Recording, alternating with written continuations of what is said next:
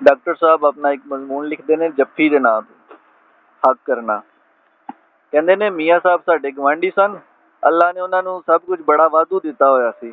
बाल इन्ने सन कि बंदा उन्हों दे घर जांदा ते इंज लगदा जिवें स्कूले आ गया वे। इसे लई मैं बस्ता लैके उन्हों दे घर ही वड़ जांदा सां। ਉਹ ਵੀ ਮੈਨੂੰ ਆਪਣੇ ਬੱਚਿਆਂ ਵਾਂਗੂ ਹੀ ਸਮਝਦੇ ਸਨ। ਯਾਨੀ ਜਦੋਂ ਦਿਲ ਕਰਦਾ ਕੁੱਟ ਲੈਂਦੇ। ਉਹਨਾਂ ਨੂੰ ਬਾਲਾਂ ਦਾ ਆਪਸ ਵਿੱਚ ਲੜਨਾ ਬਹੁਤ ਬੁਰਾ ਲੱਗਦਾ ਸੀ। ਹਾਲਾਂਕਿ ਉਹਨਾਂ ਦੀ ਘਰ ਵਾਲੀ ਕਹਿੰਦੀ ਸੀ ਮੁਸਲਮਾਨ ਬੱਚੇ ਨੇ, ਆਪਸ ਵਿੱਚ ਨਾ ਲੜਨ ਤੇ ਹੋਰ ਗੈਰਾਂ ਨਾਲ ਜਾ ਕੇ ਲੜਨ। ਇੱਕ ਦਿਹਾੜੇ ਅਸੀਂ ਲੜ ਰਹੇ ਸਾਂ, ਇੰਜ ਸਮਝੋ ਰੋ ਰਹੇ ਸਾਂ। ਕਿਉਂ ਜੇ ਰੋਣਾ ਬਾਲਾਂ ਦੀ ਲੜਾਈ ਦਾ ਟ੍ਰੇਡ ਮਾਰ ਕੇ। ਉਤੋਂ ਮੀਆਂ ਜੀ ਆ ਗਏ। ਕਿਉਂ ਲੜ ਰਹੇ ਹੋ? ਉਹਨਾਂ ਲੜਦਿਆਂ ਹੋਇਆ ਪੁੱਛਿਆ। ਅਸੀਂ ਚੁੱਪ, ਕਿਉਂਕਿ ਲੜਦਿਆਂ ਸਾਨੂੰ ਲੜਨ ਦੀ ਵਜ੍ਹਾ ਭੁੱਲ ਗਈ ਸੀ। ਸਾਨੂੰ ਚੁੱਪ ਵੇਖ ਕੇ ਚੀਕ ਪਏ, ਚਲੋ ਸੁਲਾ ਕਰੋ। ਸਾਨੂੰ ਸਮਝ ਨਾ ਆਵੇ ਕਿ ਕਿਸ ਤਰ੍ਹਾਂ ਕਰੀਏ। ਜੱਫੀ ਪਾਓ। ਉਹਨਾਂ ਇੰਨੇ ਗੁੱਸੇ ਨਾਲ ਕਿਹਾ ਕਿ ਅਸੀਂ ਡਰ ਕੇ ਇੱਕ ਦੂਜੇ ਦੇ ਗਲ ਲੱਗ। ਉਸ ਦਿਨ ਮੈਨੂੰ ਪਤਾ ਚੱਲਿਆ ਕਿ ਸੁਲ੍ਹਾ ਕਿਸ ਤਰ੍ਹਾਂ ਕਰੀਦੀ ਏ। ਈਦ ਵਾਲੇ ਦਿਨ ਵੀ ਜਦੋਂ ਲੋਕਾਂ ਨੂੰ ਜੱਫੀ ਪਾ ਕੇ ਮਿਲਦਿਆਂ ਵੇਖਣਾ ਤੇ ਮੈਨੂੰ ਚੰਗਾ ਲੱਗਦਾ ਏ। ਇਹ ਸਭ ਸਾਲ ਦੀਆਂ ਲੜਾਈਆਂ ਮੁਕਾ ਕੇ ਸੁਲ੍ਹਾ ਕਰ ਰਹੇ ਨੇ। ਪਰ ਜੇ ਕੁੜੀ ਮੁੰਡੇ ਨੂੰ ਸੁਲ੍ਹਾ ਕਰਦਿਆਂ ਵੇਖ ਲੈਣ ਤੇ ਪੁਲਿਸ ਵਾਲੇ ਜੱਟ ਫੜ ਲੈਂਦੇ ਨੇ। ਜਿਹਦੀ ਵਜ੍ਹਾ ਮੇਰਾ ਦੋਸਤ ਫੀਕਾ ਇਹ ਦੱਸਦਾ ਹੈ ਕਿ ਥਾਣੇ ਤੇ ਬਦਮਾਸ਼ਾਂ ਦੀਆਂ ਲੜਾਈਆਂ ਝਗੜਿਆਂ ਦੀ ਵਜ੍ਹਾ ਨਾਲ ਨੇ। ਜੇ ਲੋਕੀ ਸੁਲ੍ਹਾ ਕਰਨ ਲੱਗ ਪਏ ਤਾਂ ਪੁਲਿਸ ਦੀ ਕੀ ਲੋੜ ਰਹਿ ਜਾਏਗੀ। ਇਸੇ ਲਈ ਪੁਲਿਸ ਨੂੰ ਆਪਣਾ ਡਿਪਾਰਟਮੈਂਟ ਬਚਾਉਣ ਲਈ ਲੋਕਾਂ ਨੂੰ ਸੁਲ੍ਹਾ ਤੋਂ ਦੂਰ ਰੱਖਣਾ ਪੈਂਦਾ ਹੈ। ਬਹਰਹਾਲ ਫੀਕੇ ਦਾ ਜਦੋਂ ਦਾ ਵਿਆਹ ਹੋਇਆ ਹੈ, ਉਹਦੇ ਕੋਲੋਂ ਪੁੱਛਿਆ ਬਈ ਕੀ ਕਰ ਰਿਹਾ ਹੈ ਤੇ ਕਹੇਗਾ ਬਾਈ ਤੇਰੀ ਭਾਬੀ ਨਾਲ ਸੁਲ੍ਹਾ ਕਰ ਰਿਹਾ ਵਾਂ। ਜੱਫੀ ਉਦੋਂ ਪੈਦਾ ਹੋਈ ਜਦੋਂ ਪਹਿਲੀ ਵਾਰ ਰੱਬ ਨੇ ਆਦਮ ਦੇ ਸੀਨੇ ਨਾਲੋਂ ਹਵਾ ਨੂੰ ਪੈਦਾ ਕੀਤਾ। ਫੀਕਾ ਕਹਿੰਦਾ ਹੈ ਮਰਦ ਨੇ ਅਜੇ ਤੀਕਰ ਹਵਾ ਦਾ ਪੈਦਾ ਹੋਣਾ ਜ਼ਹਿਨੀ ਤੌਰ ਤੇ ਕਬੂਲਿਆ ਨਹੀਂ। ਇਸੇ ਲਈ ਅੱਜ ਵੀ ਉਹਨੂੰ ਉੱਥੇ ਵਾਪਸ ਲਾਉਣ ਦਾ ਸੋਚਦਾ ਰਹਿੰਦਾ ਹੈ ਜਿੱਥੋਂ ਉਹ ਪੈਦਾ ਹੋਈ। ਜੱਫੀ ਦਾ ਸਾਰਾ ਹੁਸਨ ਇਸ ਗੱਲ ਵਿੱਚ ਹੈ ਕਿ ਜੱਫੀ ਪਾਇਆ ਨਹੀਂ ਜਾਂਦਾ, ਪਾਈ ਜਾਂਦੀ ਹੈ। ਜੇ ਇਹਦੇ ਵਿੱਚ ਨਿਸਵਾਨੀਅਤ ਦੀ ਥਾਂ ਮਰਦਾਨਗੀ ਆ ਜਾਵੇ ਤੇ ਇਹ ਜੱਫੀ ਨਹੀਂ ਰਹਿੰਦੀ, ਜੱਫਾ ਬਣ ਜਾਂਦੀ ਹੈ। ਜੱਫੀ ਵਿੱਚ ਸੀਨਾ ਲਾਉਂਦੇ ਨੇ ਤੇ ਜੱਫੇ ਵਿੱਚ ਕੰਡ ਲਾਈ ਦੀ ਹੈ। ਕਹਿੰਦੇ ਨੇ ਜੱਫੀ ਪਾਉਣਾ ਤੇ ਗਲੇ ਮਿਲਣਾ ਇੱਕੋ ਗੱਲ ਹੈ, ਪਰ ਕਿਸ ਤਰ੍ਹਾਂ? ਗਲੇ ਮਿਲਣਾ ਦੋ ਲਫ਼ਜ਼ਾਂ ਨਾਲ ਮਿਲ ਕੇ ਬਣਿਆ ਹੈ ਤੇ ਮਿਲਣ ਵਾਲੇ ਦੋ ਹੀ ਰਹਿੰਦੇ ਨੇ। ਪਰ ਜੱਫੀ ਇੱਕ ਲਫ਼ਜ਼ ਨਾਲ ਬਣੀ ਹੈ ਤੇ ਮਿਲਣ ਵਾਲੇ ਵੀ ਇੱਕ ਮੁੱਕ ਹੋ ਜਾਂਦੇ ਨੇ। ਬਾਲ 9 ਮਹੀਨੇ ਮਾਂ ਦੇ ਪੇਟ ਵਿੱਚ ਉਹਦੇ ਨਾਲ ਜੱਫੀ ਪਾਈ ਰੱਖਦਾ ਏ, ਤਾਂ ਹੀ ਤੇ ਜੰਮਣ ਮਗਰੋਂ ਰੋਂਦਾ ਉਹਨਾਂ ਚਿਰ ਚੁੱਪ ਨਹੀਂ ਕਰਦਾ ਜਿੰਨਾ ਚਿਰ ਮਾਂ ਉਹਨੂੰ ਸੀਨੇ ਨਾਲ ਲਾ ਲਵੇ।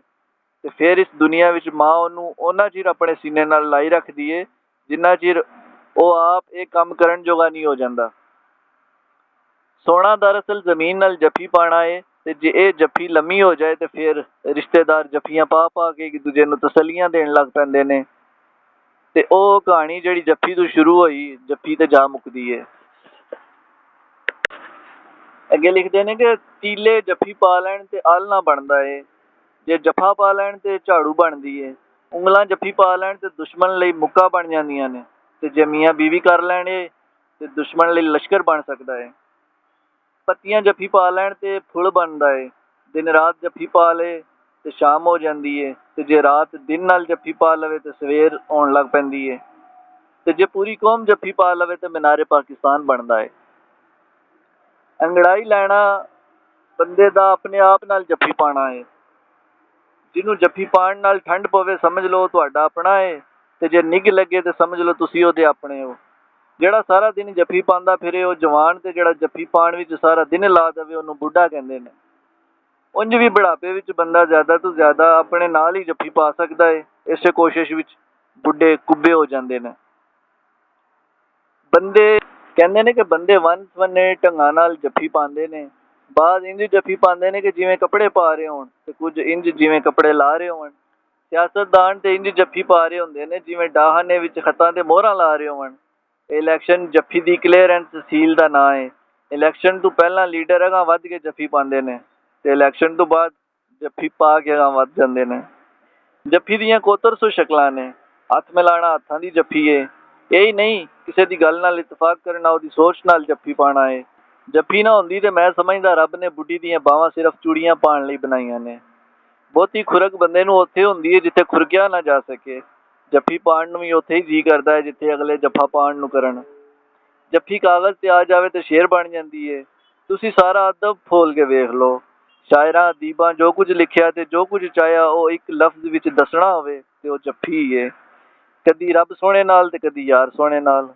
ਮਹੱਲਿਆਂ ਵਿੱਚ ਕੁੜੀ ਮੁੰਡੇ ਦੀ ਜੱਫੀ ਨਾਲ ਨਿੱਕੀਆਂ ਨਿੱਕੀਆਂ ਕਿਆਮਤਾਂ ਆਉਂਦੀਆਂ ਤੇ ਤੁਸੀਂ ਵੇਖੀਆਂ ਹੀ ਹੋਣਗੀਆਂ। ਵੱਡੀ ਕਿਆਮਤ ਵੀ ਜੱਫੀ ਨਾਲ ਹੀ ਆਉਣੀ ਹੈ। ਇਹ ਚੰਨ ਸੂਰਜ ਤੇ ਤਾਰੇ ਇਵੇਂ ਤੇ ਦਿਨ ਰਾਤ ਚੱਕਰ ਨਹੀਂ ਲਾਉਂਦੇ ਫਿਰਦੇ। ਮੌਕਾ ਮਿਲਦਿਆਂ ਹੀ ਇਹਨਾਂ ਇੱਕ ਦੂਜੇ ਨਾਲ ਜੱਫੀ ਪਾ ਲੈਣੀ ਹੈ ਤੇ ਫਿਰ ਅਸਲ ਜ਼ਿੰਦਗੀ ਸ਼ੁਰੂ ਹੋ ਜਾਣੀ ਹੈ। ਕਸ਼ਿਸ਼ੇ ਸ਼ਕਲ ਤੇ ਜ਼ਮੀਨ ਦੀ ਕਸ਼ਿਸ਼ੇ ਸ਼ਕਲ ਦੂਜਿਆਂ ਨੂੰ ਹਿੱਕ ਨਾਲ ਲਾਉਣ ਲਈ ਹੀ ਨੇ। ਇਸ ਦੁਨੀਆ ਵਿੱਚ ਅੱਧੀ ਹਲਚਲ ਜੱਫੀ ਪਾਉਣ ਨਾਲ ਹੋ ਰਹੀ ਹੈ ਤੇ ਬਾਕੀ ਅੱਧੀ ਹਲਚਲ ਜੱਫੀ ਨਾਲ। ਹੋਰ ਤੇ ਹੋਰ ਘੜੀ ਦੀਆਂ ਸੂਈਆਂ ਸਿਰਫ ਇਸ ਲਈ ਚੱਕਰ ਲਾਉਂਦੀਆਂ ਰਹਿੰਦੀਆਂ ਨੇ ਕਿ ਹਰ ਚੱਕਰ ਤੋਂ ਬਾਅਦ ਉਹਨਾਂ ਨੂੰ ਜੱਫੀ ਪਾਉਣ ਦਾ ਮੌਕਾ ਮਿਲਦਾ ਹੈ। ਕਹਿੰਦੇ ਨੇ ਬੰਦਾ ਆਪਣੇ ਵਰਗੇ ਨਾਲ ਜੱਫੀ ਪਾਉਂਦਾ ਹੈ, ਪਰ ਮੈਂ ਕਹਿਣਾ ਵਾਂ ਬੰਦਾ ਜਿਹਦੇ ਨਾਲ ਜੱਫੀ ਪਾਉਂਦਾ ਹੈ ਉਹ ਆਪਣੇ ਵਰਗਾ ਹੋ ਜਾਂਦਾ ਹੈ। ਜਦੋਂ ਤੀਕਰ ਦੁਨੀਆ ਵਿੱਚ ਇਨਸਾਨ ਹੈ ਜੱਫੀ ਰਵੇਗੀ, ਬਲਕਿ ਜਦੋਂ ਤੀਕਰ ਜੱਫੀ ਹੈ ਦੁਨੀਆ ਵਿੱਚ ਇਨਸਾਨ ਰਵੇਗਾ। ਕਿਉਂ ਜੇ ਇਨਸਾਨ ਦੀ ਸੋਚੀ ਤੇ ਸੁੱਚੀ ਮੁਹੱਬਤ ਦਾ ਸਭ ਤੋਂ ਪਹਿਲਾ ਤੇ ਆਖਰੀ ਇਜ਼ਹਾਰ ਇਹੀ ਹੈ।